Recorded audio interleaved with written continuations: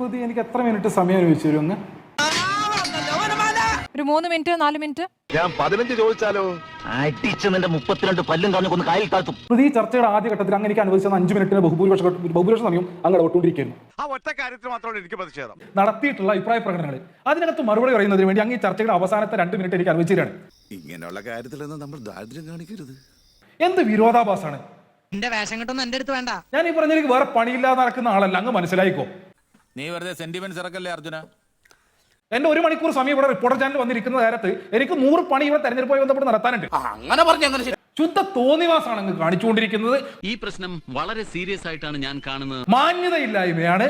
കുറച്ചുകൂടെ മാന്യതയോടെ സംസാരിക്കണം. മാധ്യമ പ്രവർത്തനാണോ അതെങ്കിൽ മറ്റെന്തെങ്കിലും സമയം കളയാതെ ഹർഷോ മറുപടി നൽകാം. അത് ശരിയാവത്തില്ല. അങ്ങനെ പറഞ്ഞതിന്റെ കാരണമാണ് മനസ്സിലായില്ല എന്ന് പറഞ്ഞത്. സമയം കളയാണ്ട് ഹർഷോ മറുപടി പറയൂ. ഹർഷോ ഇത് എന്തിനാണ് ഈ ബഹളം വെക്കുന്നത്? ഹർഷോ പകുതി സമയവും ബഹളത്തിന് സമയം കളയാണ്.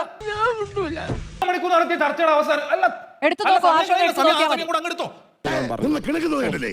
ഈ 1 മണിക്കൂർ ചർച്ചയുടെ 3/4 മണിക്കൂർ 2 മിനിറ്റിൽ ഞാൻ ഇതിന് മറുപടി പറയണമെന്നാ പറയുന്നത്.